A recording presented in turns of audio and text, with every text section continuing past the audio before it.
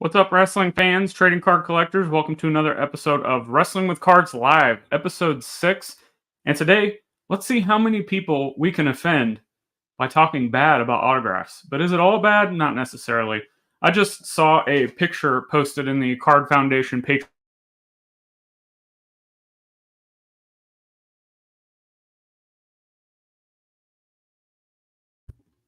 And sorry, some internet issues there apparently. Um, the sales were pretty weak for the most part, and I think that kind of raised the question for me: are autographs overrated? And that's what we're going to talk about here today. So, if you got a comment on autographs or question, leave it in the chat. If you're watching this on the archives, thanks for going back and watching these things. And leave a comment below if you've got a comment, question, anything you want to talk about autographs. So, I guess we should kind of look at why do people collect autographs in the first place.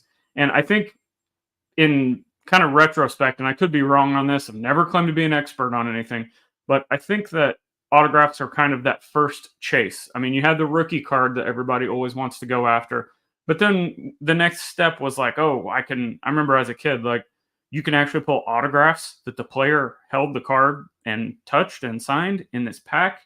And the odds were just astronomical, of course. But I think it was really the first type of chase card that was out there. Since then, obviously, things have changed, and we'll get into that. But I think that was kind of the first thing that people wanted to see with autographs is, hey, I can pull this out of a pack, and it's just a really cool card. So then the next logical step would be, well, why do people want this? Why do people want a card signed by a person, whether it's a celebrity or a wrestler or an athlete or whatever it is? And it goes back to that connection thing. Like, so you realize that most of the original autographs that were put in packs are on card. Stickers wasn't a thing. So you would think, again, I'm just kind of putting myself back in that mindset of when I was a kid. I was like, well, if I can pull this Ken Griffey Jr., the Shaq autograph, which I don't even remember seeing autographs in any products I was opening. I never pulled one back then. But just as an example, I would see these and be like, okay, these guys have autographs in this product. I can open and I could potentially pull a card that was held by this person that I watch on TV and signed. And that's just really cool that that person that I see on TV, wrestler too, could be a part of my collection, a part of me at home, thousands of miles away from these people. So you have that connection. But then you have I think what most people were looking at back then and still possibly to this day, and that's the added value. Most people think that if a card is signed, that's immediately going to add value to that product. And it kind of goes both ways because there's a crowd of people out there who think that anything signed is going to add value. And then there's the crowd that thinks that anything that is signed aftermarket can kind of hurt the value. So you've got two different camps there. You've got the people that would rather have the card in its original form in the highest grade possible. But then some people don't care. Like me, I'll take a beat up All Stars if it's something that's signed because that's just part of that set. Something we'll touch on a little bit later. But I think for the most part, maybe it adds a little bit of value. It really depends on who signed it. But we'll see. We'll see what happens. We've got our first comment here. Shui Nostalgia, we're going to get you on the show soon enough to talk about that awesome selling platform you started. What's good? Bailey's super undervalued like your pick showed. Is it really undervalued, or are we just at this point where autographs don't matter anymore and are overrated, as the title states? Maybe a little bit of both, but we'll touch on that. Thanks for stopping by. And again, can't wait to get you on the program here to talk about that platform you started. So the next thing I wanted to talk about was we got that connection, added value. And then we've got kind of that chase. And we'll talk about this from like a rarity standpoint. There are autographs out there that people will still go after, even though let's tackle this from two different angles. Let's start with like a popular name, Macho Man.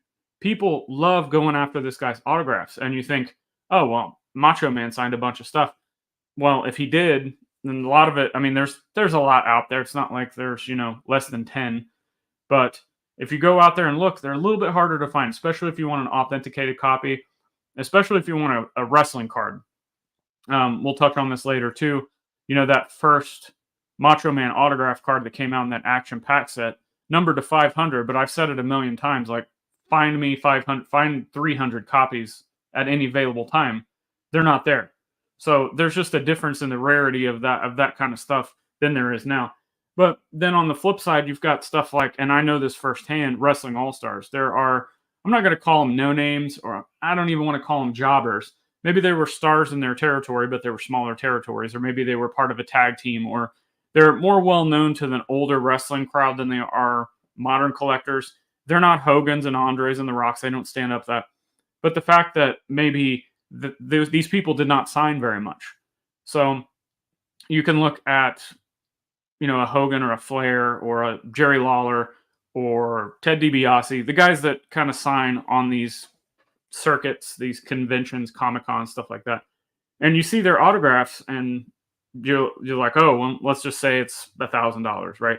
Well, some of these lesser known talents that you'll find in Wrestling All-Stars, as an example, is what I'm using here, you'll see that some of their autographs are actually more than some of these. And the fact of that is they didn't sign very much, especially on those type of cards per se.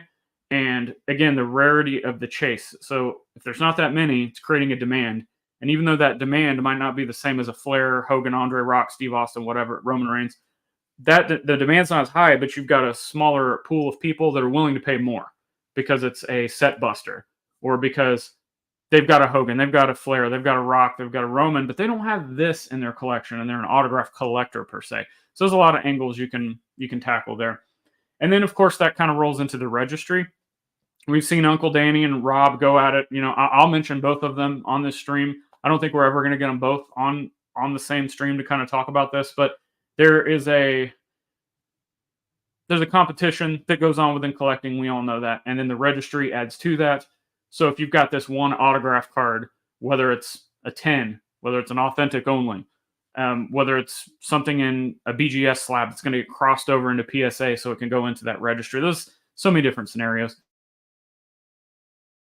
Registry could really drive up prices of things. And we saw this, if to take another analogy, it's not autographs, but there was, I don't remember the player, but in the 86 Fleer basketball set, there's a guy that his card is just, for some reason, like finding Gem Mint 10 copies of those was next to impossible.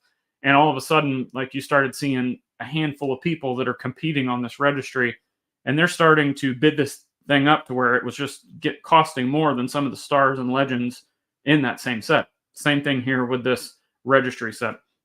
And then with kind of the levels. And what I mean by that is, we're going to take cards, for example, that are from 2000 backwards, and there's not a lot of parallels. There's not a lot of chase. It's occasional inserts, different kind of thing in wrestling that it is sports. A lot of 90s sports inserts, as we know, are a little bit more expensive of the stars and legends than in the wrestling space. So the added level of chase that, hey, I can take an 85 Topps, I can take a 90 Classic, I can take 94 Action Packed, 98 Topps WCW, 97 Panini, WWF, whatever it is. You can take these cards that aren't as rare, get them signed, start a registry, or get them signed, and all of a sudden that becomes a little bit more rare than just the base card, because what else did you have to chase at that time? There were, you put together your set, and then what? So the autographs originally, I think, added that extra chase. So we'll take a break. We've got a question here back, Shui Nostalgia back again. Do you think Panini watered down the auto value since Hogan, Taker, and Austin signing at every set? We're going to touch on that in just a minute. So I am going to hold on to that question. Thank you for the question. Once again, if you guys are watching live and you've got a question, comment, whether you agree, disagree, it doesn't matter. Drop a comment below. If you're watching this on the archives, leave a comment in the chat and we will tackle it. So let's talk about stickers and on-card. As I stated, if you're looking at kind of the older sets, anything from like 2000 backwards, almost everything is on-card. And that is whether it was a pack-pulled, certified pack-pulled, or whether it was something that was done after the fact and at a signing. Like even today, like if you're getting an 87 Topps Bret Hart sign, it's on card. It's not like Bret's signing a sticker and then throwing the sticker on your card in front of you at that signing. So I think that has been something that has really kind of swayed the pendulum in pricing and popularity, because as Shui Nostalgia commented with the Panini stuff, card autos, and I understand why. I understand the pros and cons of that. But on the flip side, the demand for on-card stuff, and you can see this in Panini as well, prices are just so much more expensive than the sticker stuff. And that's not to say that if you're collecting like I've got stickers, let's just take the cross cards for example. Most of those autographs all the autographs that I have of Cross in the Panini era, which are some of the best cards, are all sticker autographs. In my opinion, I don't care. I'm more about the card in that instance than the autograph. In fact, Panini could have put the same exact card out, peeled that sticker off, and it would have still been the same value that I paid. Like, to me, that autograph does nothing for the value of these cards that are put out because I'm the super collector. I've got to get all of them. I want all of them.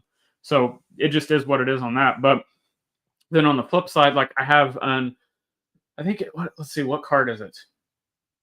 I think it's a base undisputed Cross rookie card.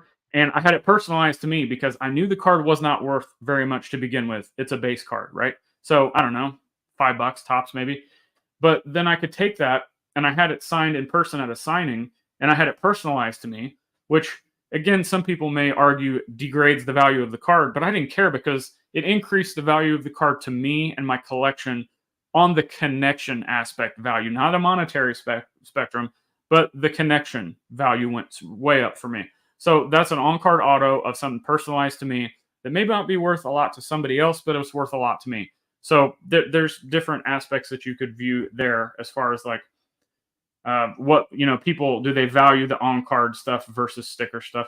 And, you could get into one of one. You could say, well, then if it's a one of one and there's a sticker on it, the autograph matters. And I disagree. It goes back to the Cross thing that I was talking about, where it's more about the card itself and the limited scarcity of that than it is just whoever putting a sticker on there. And I think it's also interesting talking stickers and retro. I guess I need to kind of a little bit of a contradiction, I guess you could say. I said that a lot of the older cards are, on card. We're not seeing a lot of stickers, but we've actually seen, and I don't know, let me know if you guys have seen this. There's a lot of like reprint All-Stars and beat up All-Stars that I've seen that have come out that somebody is having Flair and Hogan sign these stickers and they're just slapping the sticker right on the front. I think that's crazy. So I don't know. It started popping up in the last couple of years. And I think it's just a money grab, but hey, I guess you got to do what you got to do, right? So let's talk about kind of what something Shui had mentioned, and it ties into Panini, and that is the flood of product. But it's not just Panini. I think that this is mostly, let's take it from that aspect of, and we'll throw Upper Deck in here too, even though you could make the joke and comparison that Upper Deck doesn't put out a lot of product. I still think Upper Deck and Panini have really flooded the market with autographs. You could say that has to do with customer demand.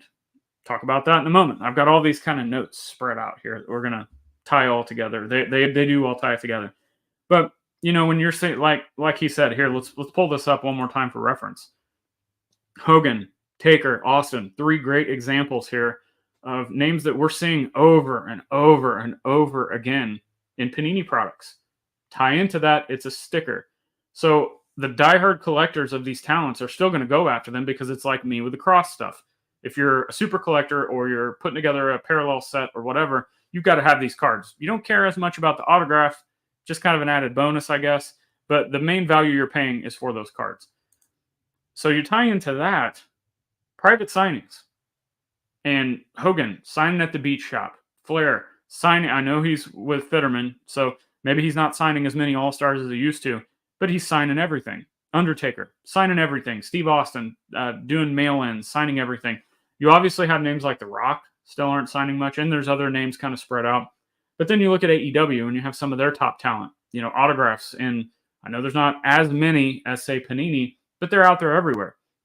And you could say that Topps, and it'll be interesting to see what Fanatics does with this as well. You could say that Topps maybe did the same thing as kind of a counter argument, but look at Topps Undertaker autographs or Hogan autographs compared to what Panini has done. And Panini is just like sticker mania out there, just pushing out as many as they can.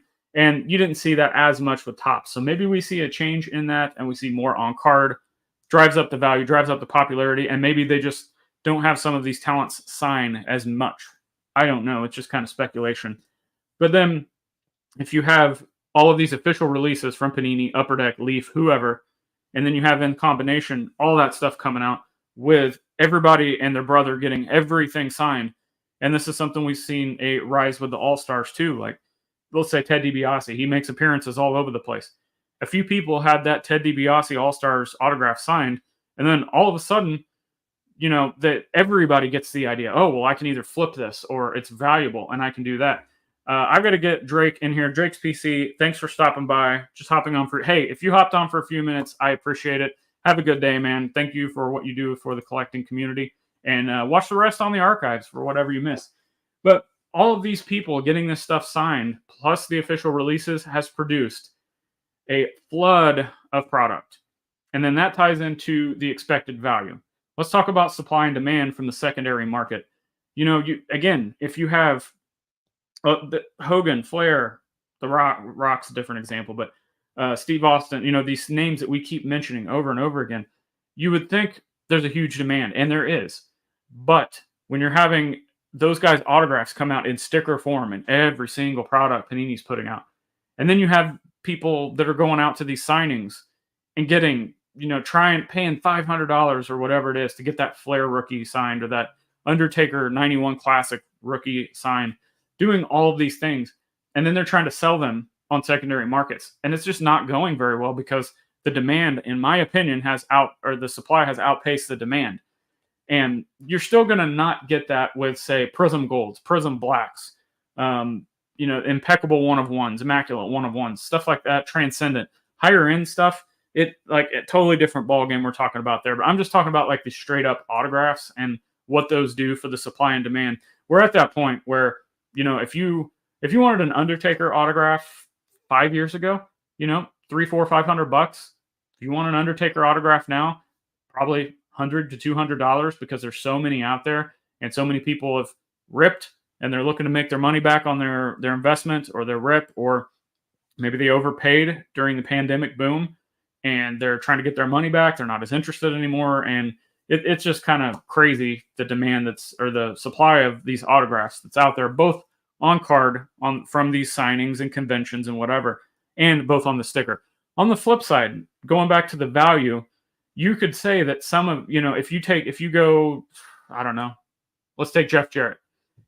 You're going to a convention, you're going to a StarCast, wherever Jeff's going to be, right? You take that Jeff Jarrett card, you take it up to the table, and just for sake of argument, let's say it's a 98 Comic Images.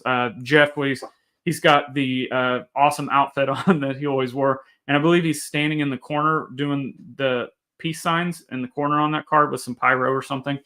And so let's say you go up to Jeff's table and you're like, hey man, huge fan, personalize this or just sign it or whatever it is. You have that quick interaction. Well, all of a sudden that goes back to kind of what I was talking about earlier and the connection with the autograph and how the value of that autograph card to you based on your collection and your connection with that superstar in front of you, that one-on-one time you got, that outweighs the monetary value. And that's something else that we need to look at too, because autographs to some people can mean more than the value. And another example I'll give for that, I've talked about a few times, I actually showed it on our last live stream we did, was the 87 Topps Hogan. First off, that card is not valuable. It's like a couple bucks, all right? But I've had that card, and it's bent, and it's creased, and I've had that card somehow, out of every single thing I've ever collected in my life, that card survived from, I was probably 4 or 5 years old. I didn't get it in 87. I probably got it in 88 or 89 or something. I think some of my parents bought me a pack. That card was in there. Somehow, that's one of the items that survived my entire life through every collection, through records, through CDs, cassettes, comic books, music memorabilia, wrestling cards, wrestling memorabilia, video games, anything I've ever been into collecting, that's something that's carried through. And so I had that sent off to the beach shop. I had Hogan sign it so I could have that connection. So I had the connection with the nostalgia of my childhood of Hogan, of collecting, because I was collecting that young. And I thought it was just cool to have cards. And thanks to, my family members that bought me that pack. But then I have that additional added value of the Hogan autograph, which is not going to really increase the value of the card. But to me, it's that icing on the cake of that connection.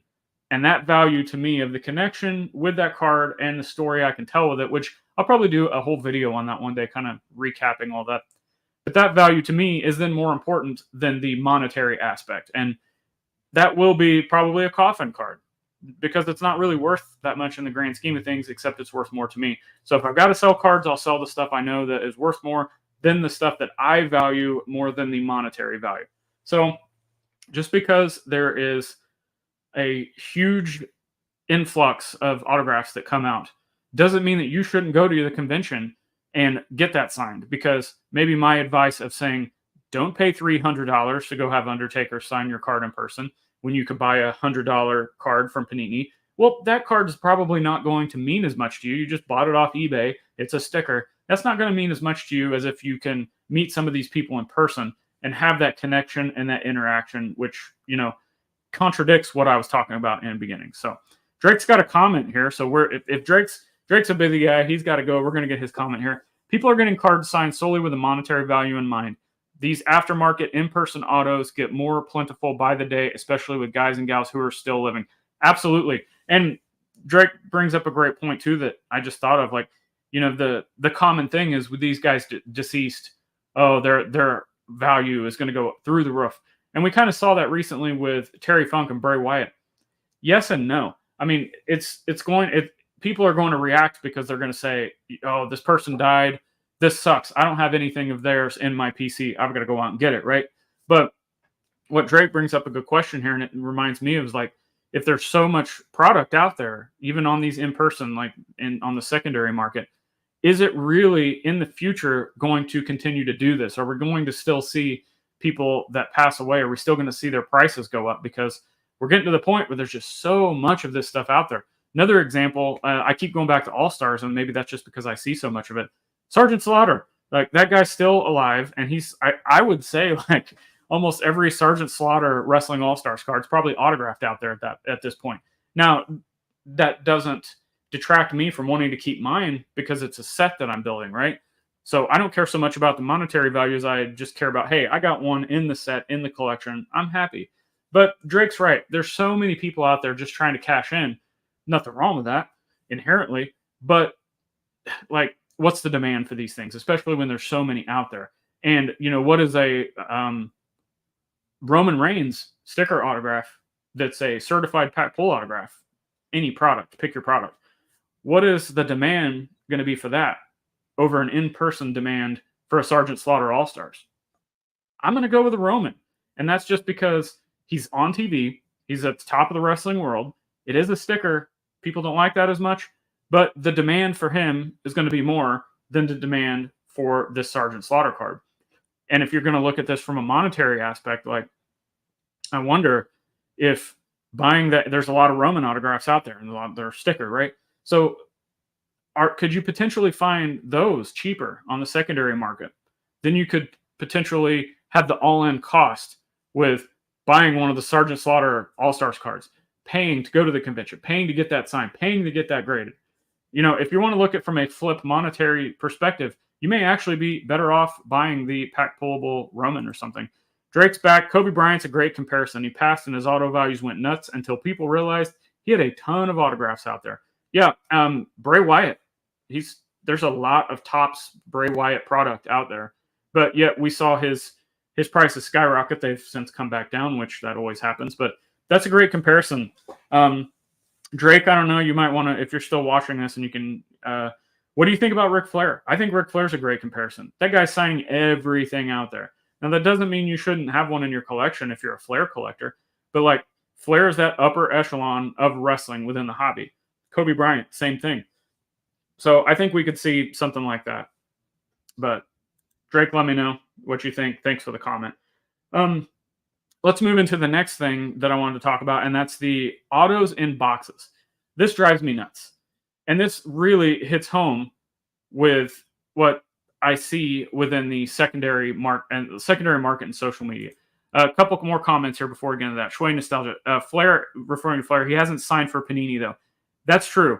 And there could potentially be there certain cards like a Prism Gold, a black 1 of 1. Those, again, if Flair signs for Panini and those are put on card, they're going to be astronomical, and rightfully so.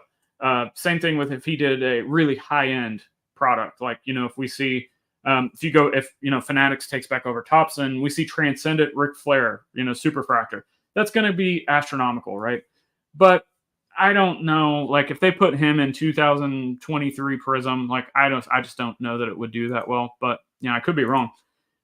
Drake, agree on Flair. Yeah, I was just wondering if I was like really off base on that, but I think compare like Michael Jordan. I would say Michael Jordan and The Rock are kind of on the same level. The Rock is not maybe the greatest wrestler of all time. Michael Jordan, pretty much the best basketball player of all time. Michael Jordan doesn't sign a ton, but there are autographs of his out there. The Rock, same thing. Doesn't really sign, but there are autographs out there. So you have to kind of weigh out the pros and cons and the demand and the supply.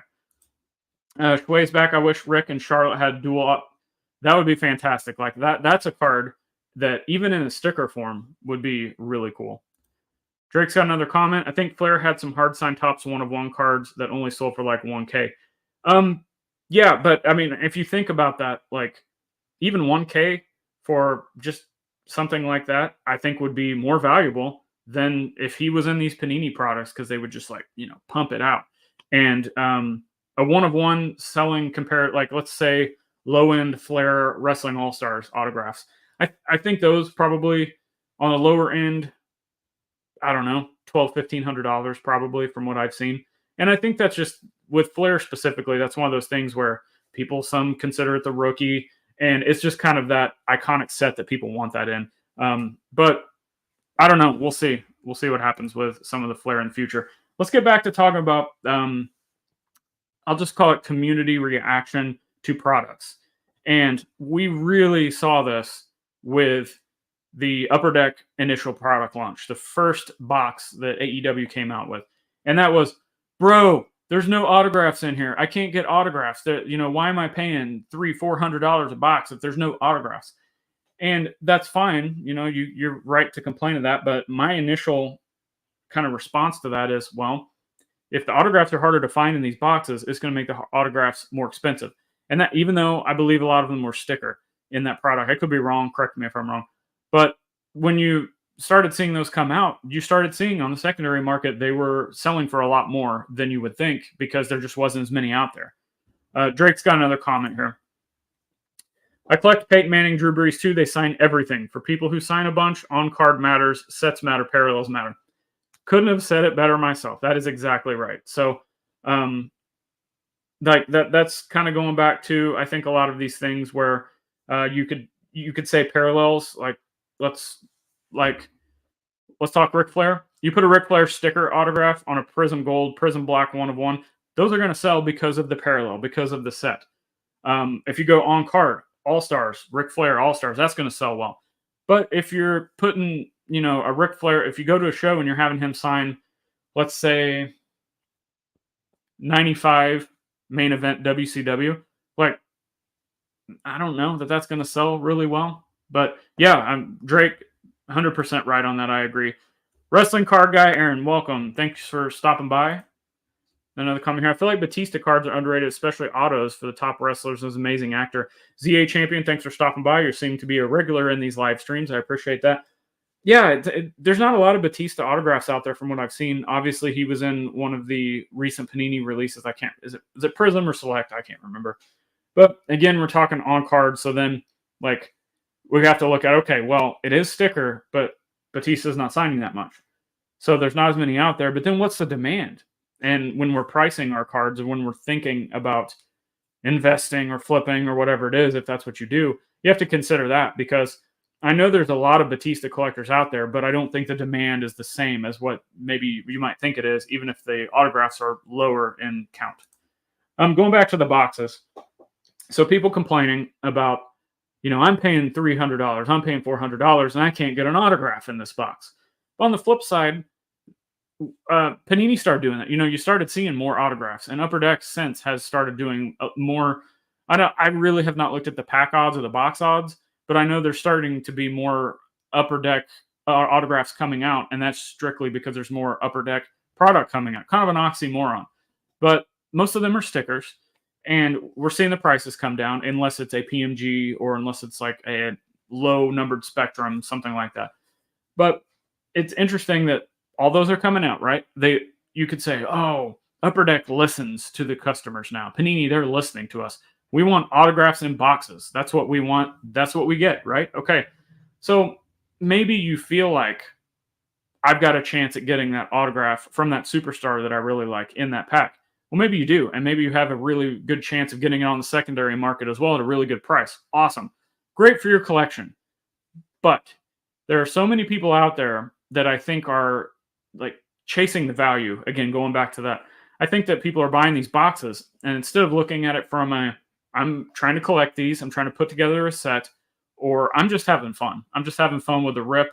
This is money that, a couple $100, that form of entertainment to me as a participant in the hobby, it outvalues what I'm going to get in an ROI coming out of this box. So I think people really need to take that into consideration when they're ripping or when they're looking at the way these things work. So all these things come out, and that goes to what we're going to talk about with the thumbnail today, like Bailey autographs. And, they're $15, $10, stuff like that. That's what happens when you're going to get a flood of supply, and most of them are sticker autographs of, like, I'm not going to say Bailey's not collectible. A lot of people collect her. I've talked to people that collect her. But when you get so many of these type of products coming out and flooding the market, like, not everybody is a super collector. So they want one Bailey autograph and they're like, okay, I'm good. Well, what are you going to do with all these other stickers and the ones on the parallels and all of these things? Like, so that's when you start seeing these prices lower and lower. It's like a race to the bottom. So then I also see people that are ripping these boxes, and they, I'll get a DM or I'll get an email or I'll just see it on social media. And they're like, well, what's this card worth? It's it's a rare insert. It's a parallel. It's something like that.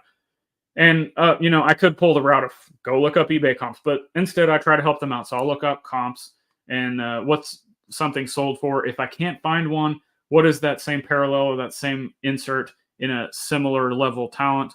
And, come up with a number. And, oftentimes these people are upset with the value and what that market value is for that card they pulled or for that autograph. And it's funny because they complain about there's no autographs in this product. But then when we have all the autographs, well, I can't sell the autograph I pulled for more than what I bought the box for. And I don't know, like, I don't know what these people expect. Like, it's driving them out of the hobby. And we got to get Drake on here real quick. Got to run, catch you later. Appreciate you. Thanks, Drake. Thanks for stopping by. See you next time. Got to get you on the show again sometime. But I just don't know what these people want. Like, they want to get affordable cards, and they want what they want, and they want them to sell for what they want. And that's just not going to be the case. Zombie Collector, the man, the myth, the legend. Are you talking about Drake? I hope you're not talking about me. Absolutely, Drake is the man, the myth, the legend. And Zombie Collector, thanks for stopping by in the chat. But it's just interesting that, that people complain about the content within boxes.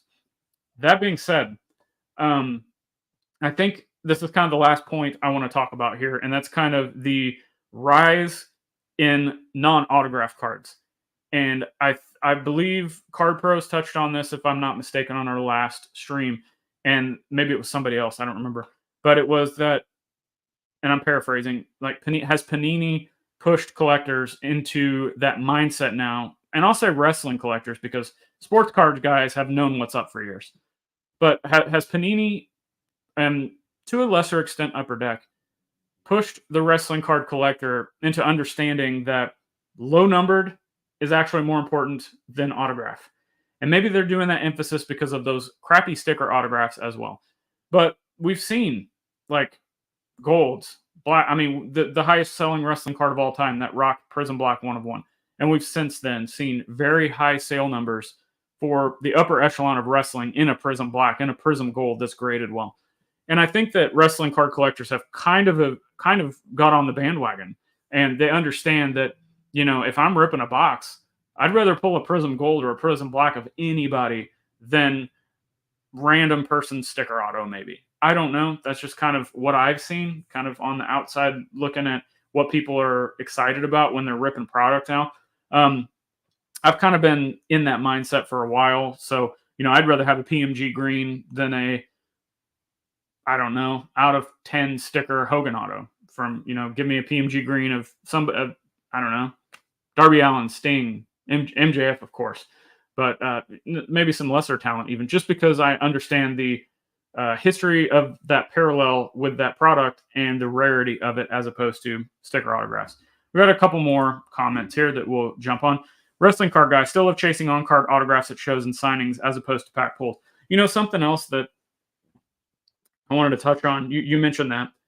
I think it's really cool to do TTM through the mail autographs if you're unfamiliar. And I know some people that are that's their PC is TTM. So what they'll do is they'll buy these low-end cards, these base cards of, no-name baseball players from 87 Donruss, or maybe it's a celebrity that signs that it wasn't a random Star Trek product or something. I don't know. I'm just pulling out examples here. But that's a cool way to collect, putting together these autograph sets of these people you like or watch. Maybe you fill a binder. Maybe you're doing a set registry. I don't know. There's so many different ways you could collect that. But it's really cool. And I did that for a while. And I since either traded or sold some of them just because when I was doing TTM, it was for fun. Like I was like, how many autographs can I get? And a lot of them too, kind of connecting with what Aaron's talking about here. The connection that you would have with the in-person signings at conventions or at shows like he's talking about, that's the same kind of thing you get with TTM. And sometimes you could get letters back from people through TTM. I remember Barry Horowitz, I mailed off to him, and he wrote me this huge letter back. Les Thatcher, it's another guy that I had sign a card that I customized, and I would send them cards too to keep. And he wrote me back a really cool note. So I think, again, that goes back to sometimes the connection that you can make, whether it's your style of collecting, whether it's what that superstar athlete, what personality means to you, that value of those in-person autographs on card, of no matter what card it is, those can actually be more valuable to you as a collector than what that monetary value could bring you. So more comments here. Card Pros. Tiger and zebra parallels over any. Oh, yeah, absolutely. And I still get questions that are like, what's with the animal prints? Like, why do people want these? And if you explain to them, it's so hard for some of them to get through their head of they're not numbered. So, I think Kabooms kind of put a bad taste in people's mouth because from the sports card perspective, Kabooms and Downtowns, it's a similar thing. Those have always been kind of inserts to chase, right? But what they don't understand is a lot of the really higher end Kabooms in the sports card world, there was parallels of, and we didn't really have that with the WWE product. So that a little, I don't know, a little bit of false information maybe there. But yeah, it's just harder for people to grasp that it's a super short print, but it's not numbered, and I don't understand that. But it's just a learning process. Zombie Collector's back. What are your thoughts on the increased inserts into products that have watered down the quality of rarity of few inserts? That's true. Yeah, there's been certain products come out with more inserts. For Panini, especially Prism, I actually like the inserts better than the base cards. I thought they've done a really good job on the inserts. But then flipping back to like AEW, they're like Bonzo Gonzo. What are we doing? I think the memorabilia inserts, the T-shirts, the chair shot inserts. Those are cool. They're doing something different. Ice cream truck inserts coming up in one of those releases. That's a little bit questionable, but I don't know. It gives people something to collect. But I kind of agree. Like I remember collecting in the 90s when I was going after basketball. Like there might be 3 insert sets within an entire product, and that was it. And now you've got, I don't know, 10. I'm just making up a number. But so yeah, that's a great point.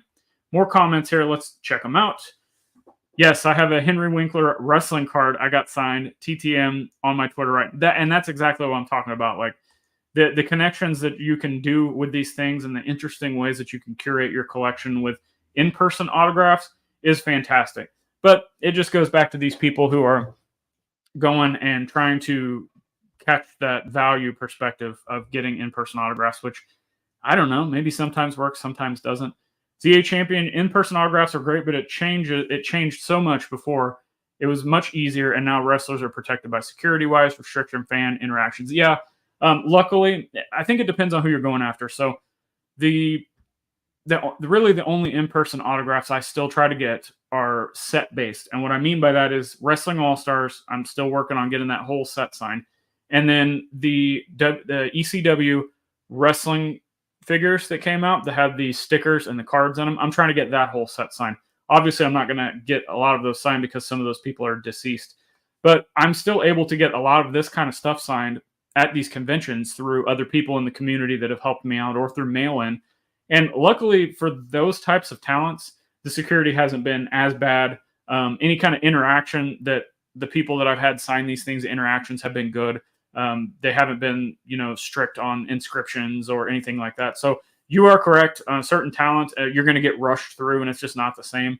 So again, something to maybe consider if you're, do you want maybe again you want something that means something that's rare and scarce. Maybe you do go after that one of one sticker auto over paying that same amount of money to get something done in person because you feel like you're going to get rushed through the line. Something to think about too. Great point there. Andy the Lover Schmidt from the one and only. CA Champion Beck, I don't do sticker autos, honestly. Yeah, I have cross sticker autographs as I've talked about, but you could yank. I'm not going to do it, but you could. Panini could have yanked the stickers off of those cards, and it would have still been great. Numbering jambalayas hurts him, to be honest. Maybe, yeah. That's that could have been something that they. Let's hypothetically say they made the jambalayas like the animal prints, where they're not numbered but super short prints, harder to find. Zay agrees with Shui. Exactly, I agree with you. That's my thoughts. Thanks for your insight. Hey, yeah, and thanks for again stopping by the stream. And it's just my opinion. I don't know that I'm right. I could be right. I could be wrong. But that's what we're here to do on these live streams: is get you guys talking and get other people's aspects. Because if I'm just making a video giving my opinions, that's okay. And people do like to watch it, and I like to keep you guys entertained and give you something in the wrestling card space to watch from a video perspective or an audio perspective if you're listening to the podcast, which you can check out the podcast and all other kinds of things and ways you can support my content and everything I've got going on in the links in the show notes of this video.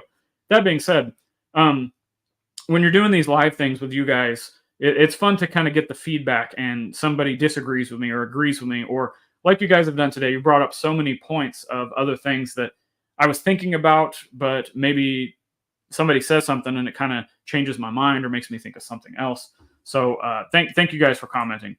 Got some more comments here. Bonzo Gonzo is dumb to me. I wish they had them numbered to 10. This is something for me on this insert. I don't care that it's numbered. They could have all been one of ones and I would have no interest in it. I just don't like the design. I don't like, I know they got to try something new. And for AEW collectors, that's something for them to collect. For so long, they've not had products to collect. So from that perspective, they could have put out note cards with autographs on them, and they probably would have done well. So there's people out there doing Bonzo Gonzo, but it's just not for me. Bonzo Gonzo is trash. I know what it means, but I kind of hate them. Yeah. You ever had a bad in-person experience with a wrestler? I wouldn't say bad. I would say, through whether it's personal signings or whether it's, seeing. I remember going to, this is just an example. There was an indie show years ago near me, and at the mall, they were doing autograph signings, and Dan Severn was there. And that's I remember, and this is late 90s. And I'm going to do a whole video on this, what I'm talking about here, because it was definitely an experience. It was my one and only time on wrestling TV. But, well, I guess unless you want to count Paul from the Wrestling Card Price Guide being on AEW wearing the Wrestling with Cards Dark Throne inspired t-shirt, that's another thing. But Dan Severn was cool, but he wasn't really interactive. And there's a couple other people there that were cool, but not really interactive. But I've had some things signed through people within the hobby who I will mail them cards if I know they're going to WrestleCon or going to a convention or something like that. And I always ask them what'd they say about the inscription, or what did they like this card? And most of the time it's been pretty positive. Who was it? There was one person, I can't remember who it was, an ECW guy, and the I don't remember who it was, but the autograph did, like, it was rushed, and it was a paid signing, and it did not go very well. But so personally, in person, not really, but a couple of times through mail-ins or in person, like if somebody else was doing it. Whatever happens with wrestling cards, I'll always be chasing autographs, especially legends. And going back to the thumbnail and the title of this, it wasn't clickbait. Are autographs overrated? Maybe it was clickbait to get people in here because there's a lot of people that get butthurt about it if what they're investing in or buying or whatever they're into, if I'm talking bad about them. And I'm always just trying to give all the perspectives. So let ZA Champion, let me give you a perspective on this. If that is what you collect, you're an autograph chaser, and there's people that do that. Nothing else matters. Value doesn't matter. What you pay for something doesn't matter. What do you want a sticker? Do you want an on card? That doesn't matter. Do you want to, overpay for something that you need because it's a rare guy from the 80s or from the territory days that didn't sign very much? It doesn't matter. That's what you collect. So when I say that autographs are overrated, my main summary on that is because people complain that there's not enough of them in the boxes, but then when they do put them in the boxes, they complain about that. Or they complain because, I got this Ted DiBiase All-Stars, and I keep going back to these same examples because it's what I see all the time. I got this signed at this Comic-Con, and it's graded. It's an All-Stars. It's worth $1 million. But then when they go to sell it, and, the most somebody's willing to pay is like $150, $200, they're disappointed. So from that aspect, that's why I continually think autographs are becoming overrated. And even though I've trying to put together the ECW sets signed, right? Trying to put together the All-Star sets signed. Those are still important to me. I'm still chasing those. That's not going to change. But I still think these other aspects that people are approaching autographs, overrated. So that's what I'm getting at here. Shui, Zombie, I did. Boogeyman was rude. Oh, okay. Well, that's an interesting story. But, maybe, I don't know. I haven't ever had him sign. And Aaron's reacting to that. Go back to work. Peace. Have a good day. Zombie Collector's back. Really enjoy your content, like collaborations as well, so don't stop. Keep it up. Any peek behind the curtains on topics coming up? Actually, yeah. So we're going to continue to do more of these streams. Hopefully we get more people involved. If you know what, I'm here for you guys. So if I'm going to do a stream, and the topic that I bring up is 20 minutes, and that's how long these are going to be. If we get a lot of people coming on here and there's question after question or comment, or people are having a good discussion, I'll stay on here for 2-3 hours if that's what we need to do. Like I'm here for the community. I'm here for you guys. Just trying to provide a platform for people to interact and be part of the show and have fun. I mean, what else are we doing if we're not having fun? There's going to be ups and downs, everything we do, and I don't expect you from a content perspective. I don't expect everybody to agree with everything I do all the time, and I don't expect you to like what, maybe I put out a video that's not for you. That doesn't mean you necessarily have to unsubscribe to the channel or go on social media and say, don't look at this guy's jabroni content. He sucks. Just because you didn't like something I said. Like, there's content out there that I watch on a weekly basis or listen to on a daily basis. And I don't always agree with them, but I'm always trying to learn. I'm always trying to look at different perspectives. So again, through videos, through streams, that's what I'm trying to do, is just continue to bring that stuff. So peek behind the curtain. I want to do more streams, of course. The getting guests scheduled has been a lot harder. There's a couple people that I've had lined up and just cannot get scheduling to work. There's been people that want to do it and, again, can't get the scheduling to work based on availability of both parties. Or some people have ghosted me. There's some super collectors or set collectors out there that they're like, hey, I want to come on the show. I've got this interesting thing I want to talk about. Okay, cool, come on. And then I invite them and they no-show. Or I try to schedule something and I never hear from them again. Some of them I've still not heard from, even after the fact. So I still want to do the collaborations, interviews, stuff like that. But it's just a little bit harder to do. More top 5 videos coming out. Top five cards from this wrestler. Top 5 wrestling sets from this era. Like stuff like that. Market card, the wrestling card market watch, if I could talk, that's going to continue to come out every single month. Like, everybody seems to love those things. And then just hit and miss. Like, there's going to be some random topics. I'm going to try new things because I don't want to just put out the same stagnant stuff all the time. And with that, again, like, maybe I start talking about some wrestling collecting stuff that isn't just cards. And I know that may not be for everybody, but it's something new that I want to try because I know there are a lot of people out there that will get value out of it, whether it's from a mindset standpoint or whether it's from, wow, that's a really cool collectible. I never thought about that, but I do remember that from my childhood. I want to start collecting that. So a lot more just, I'm going to try to do some different stuff, but you can try to expect 2 videos a week, Tuesdays and Thursdays, either a live stream and another video, 2 live streams, 2 video. Like, I'm going to just try to keep that going. So Zombie Collector had a terrible experience with Chris Jericho. I've actually heard this. Like, I've heard it from multiple people that you could either have a really good experience or a really bad one. Probably depends on the situation. I don't know. I never ghost you. Yeah, we're gonna get you on the channel definitely because you've got something we all need to talk about. What was a hot take or perspective that you had that gave you the most heat and mentioned from time to time that you get heat with? Hoarding. So there are, and I'm not talking about like, okay, you guys know I hoard carrying cross cards. That is not, I'm not going out per se and buying 500 million Topps Heritage base carrying cross cards, right? But when I buy collection or when I buy bulk, if there's cross cards in there, I'm keeping them, whether they're base, whether they're autos, whether they're parallels, because as I referenced earlier with different ways that you can collect in-person autos, it's a way that I can collect and build that collection out when I can't complete a rainbow. I can't find that one of one. But maybe I could just get more from a quantity perspective, and it's not costing me. It's pennies, right? Or people will donate me cards, and it gives me a way for me to shout them out on my social platforms of, thanks for sending me this cross card. It's going into the collection. It's building that out. So I do hoard carrying cross cards from that perspective. But on the flip side, I'm in a carrying cross collector group. There's like 4 or 5 of us in there, believe it or not. And there are people in there that don't have certain cross cards. And I'm like, hey, I've got 3 of these. I don't need 3. I'm more than happy to trade or sell you one just so you can have it in your collection. So when people reach out to me, if they do want a cross card that I've got multiples of, I'm more than happy to trade or sell or whatever. So hoarding, there's a certain segment of people that like to collect and post the same things over and over again. And I guess if that's the way, that's what you want to do. But my perspective on that is, like, hypothetically, going back to cross, let's say I have all the carrying cross cards, right? Base, parallels, autographs, I've got them all. And people all of a sudden, hypothetically, say they become a cross fan. He's going to feud with Roman in the main event or something crazy. His popularity goes up, right?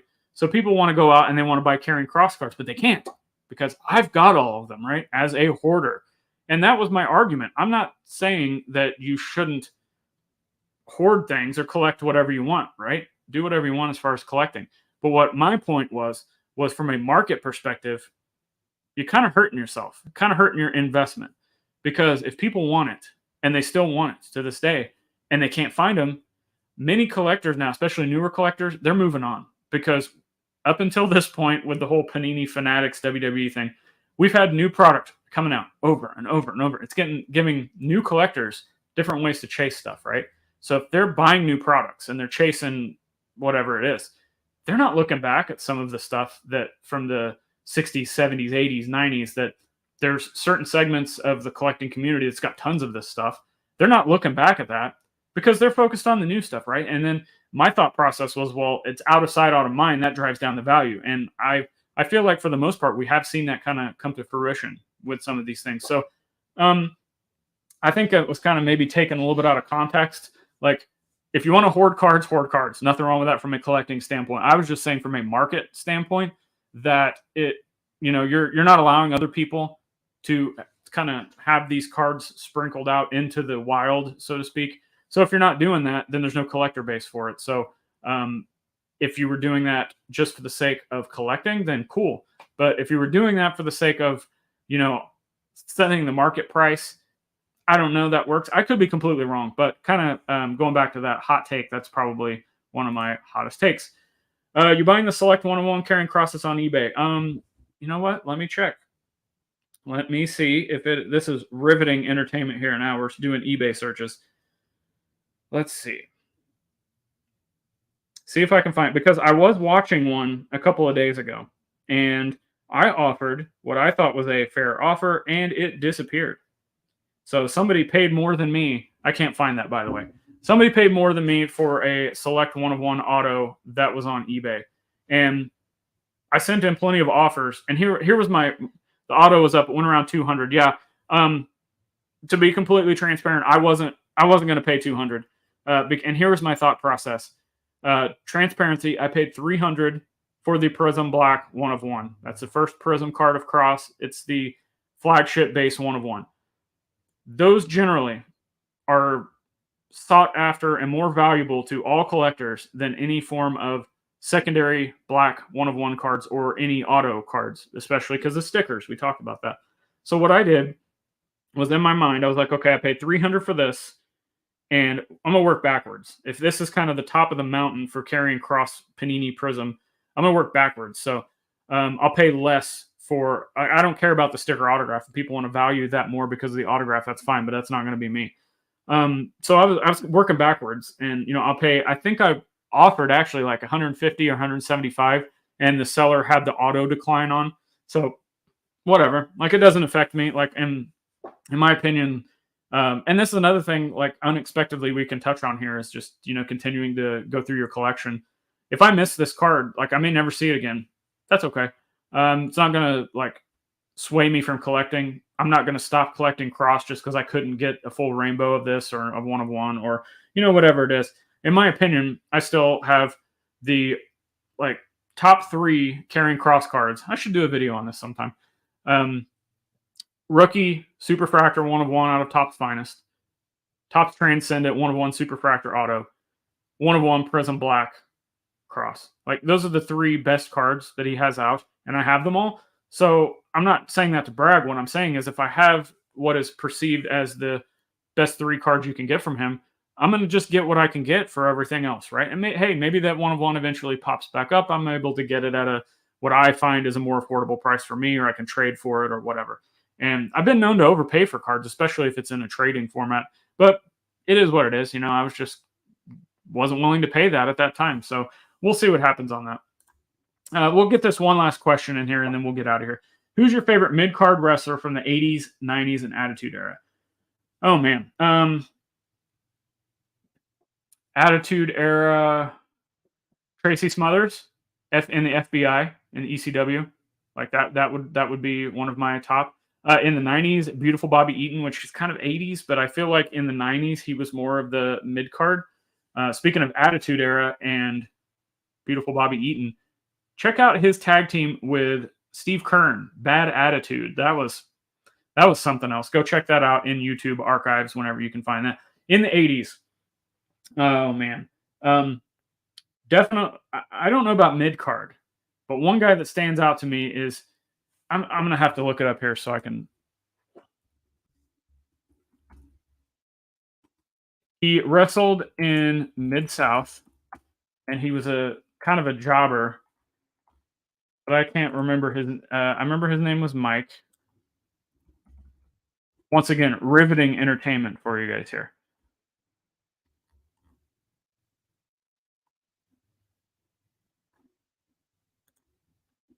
I'm going to share this on the screen as soon as I can find it. Oh man, okay. I'm just going to bring this up here. We're.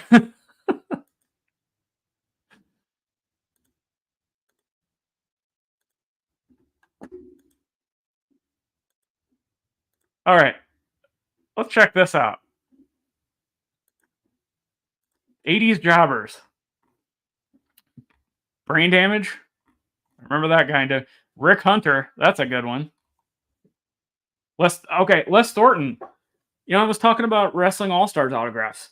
This is a guy that's in the All-Star set, I believe, that's harder to get, if memory serves. Like, he does not sign very much, so finding those cards. Pork Chop Cash. I guess he was a jobber in WWF, right? But if you guys are familiar with Memphis, Swede Hansen, kind of same thing. Mike Sharp, same thing. Another hard autograph to find in All-Stars. Dusty Wolf, Rusty Brooks, that's Rip Oliver, not Rick Oliver.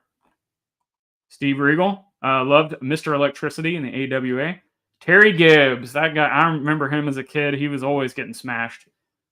Pedro Morales, why is he in the job? Tony Gurria, another guy in the All-Star set that you can find his autographs in All-Stars cards. Is it, Mike Jobber. I can't remember. I'm gonna have to do a video. Is it Mike Boyer? Mike. I can't remember his name, but he was a jobber in Mid-South, and he had a losing streak going on. So they were counting how many losses he had in a row, and they were just counting down the wins. But I remember watching him get appeared to be severely injured in several different wrestling matches. So Shui's back on. Thanks for a good time. And as we kind of close out this show, watch for Shui Nostalgia coming on this live stream. We've got some really important things to talk about. So stay tuned for that. Thank you guys all for stopping by the stream, dropping questions. And if you haven't already, if this is your first time stopping by, whether it's in the archives of the channel or whether you're watching live, hit that subscribe button, give me a like on this video, and spread the word. And especially with these streams, I really want to get more people. I know it's a little bit more of an inconvenience from a time perspective, and maybe I could change that if the demand was there. But I just want more people to get involved with chatting, and Paul making a run in here at the end. Thank you, Paul. Thanks for stopping by. I just want more people to get involved. I want this to be a platform where we can chat and we can interact live and we can talk about things like, here we are talking about overrated autographs. And the next thing I know, thanks to Zombie Collector, I'm talking about 80s jobbers and mid-card talent from the 90s. That's exactly what I want more of. There's fun interactions, stuff we can talk about, have fun with wrestling cards, talk about some negative stuff, talk about some positive stuff, talk about some debates that maybe are happening within the community on social media or whatever. Thank you guys all for watching today. Oh, we got another run-in. Miami Mark stopping by. Dang, I missed it. Hey, you can watch it in the archives. All this stuff is always going to be available. Thank you for stopping by, even if it's for a second. Just catch it up on the archives, and I'll catch you in the next stream. So thanks for stopping. Oh, we got more. Brooklyn Brawler. That's a great callback. And Zombie Collector with the last comment of today. You are welcome. Thanks for stopping by. Thanks for that was fun looking back at some of those names. And I was talking about Les Thornton. We actually tied that in with our autograph talk today. So I hope you guys have an awesome day. Keep collecting. Don't let people tell you what to do, how to collect. If you agreed with me, like I said, hit subscribe, give me a like. If you disagreed with me, let me know in the comments on anything that you want to talk about in the future, anything you want to talk about in today's comments. It doesn't matter. As long as we're just interacting, having fun, talking wrestling cards, that's what it's all about. Have a good day, guys. We'll see you on the next stream.